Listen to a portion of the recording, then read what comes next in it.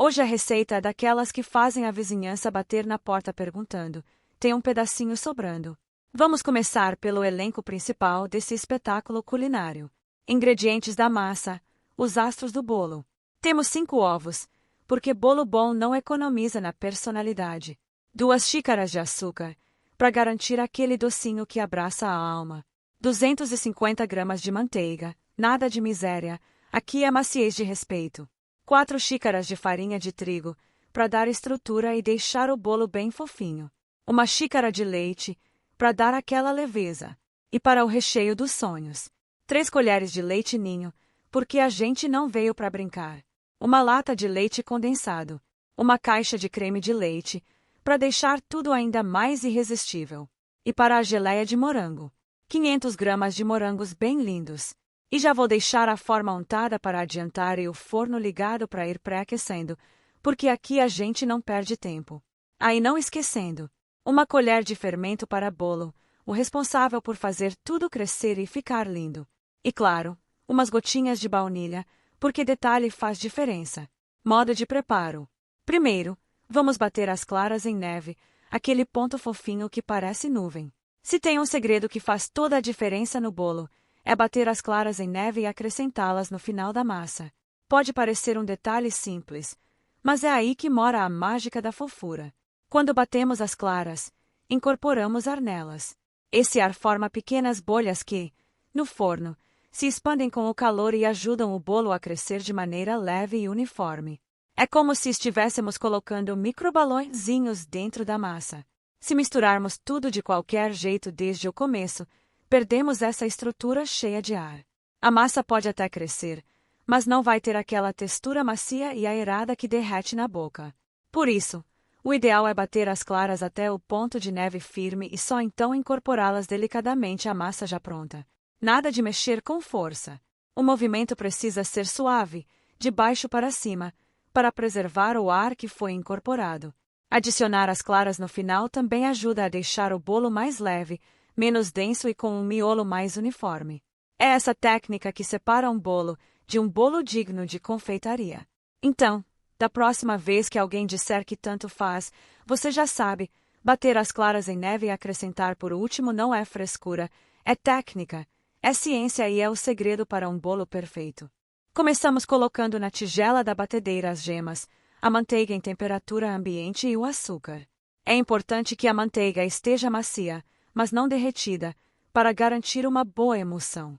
Batemos em velocidade média até formar um creme claro, fofo e bem aerado. Esse processo pode levar alguns minutos, e é essencial para dissolver bem o açúcar. Quanto mais claro e volumoso ficar esse creme, melhor será a textura final do bolo. Em seguida, começamos a acrescentar os ingredientes secos e líquidos de forma intercalada. Colocamos uma parte da farinha de trigo peneirada e batemos levemente. Depois adicionamos um pouco do leite e misturamos novamente.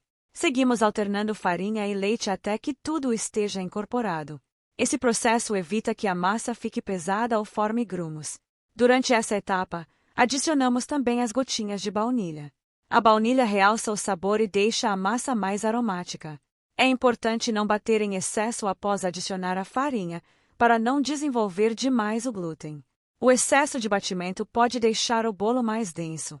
Por último, acrescentamos a colher de fermento químico. Misturamos delicadamente, apenas para incorporar. Agora entra uma etapa fundamental: adicionar as claras em neve. As claras devem ter sido batidas separadamente até atingirem picos firmes. Elas precisam estar brilhantes e estruturadas. Adicionamos as claras à massa em etapas, começando com uma pequena parte para suavizar a textura. Misturamos com movimentos delicados, de baixo para cima. Esse movimento preserva o ar incorporado nas claras. Em seguida, acrescentamos o restante das claras e repetimos o processo com cuidado. Não mexemos de forma brusca, pois isso eliminaria o ar responsável pela leveza. Essa técnica é o que garante uma massa mais aerada e uniforme. Depois de tudo incorporado, despejamos a massa na forma já untada. Espalhamos suavemente para nivelar. Levamos ao forno pré-aquecido e assamos por aproximadamente 40 minutos. Durante o forno, o calor expande o ar presente na massa. Isso faz com que o bolo cresça e fique bem fofinho e poroso. Ao final, ele estará dourado, leve e com um miolo macio que praticamente desmancha na boca. Ou até dourar e passar no teste do palito. Enquanto o bolo está assando, vamos preparar o recheio. Creme de ninho. Mistura o leite ninho, o leite condensado e o creme de leite até virar um creme bem homogêneo e cremoso. Reserva. Geleia de morango. Leva os morangos picados com as 3 colheres de açúcar ao fogo e mexe até engrossar e virar aquela geleia brilhante e perfumada.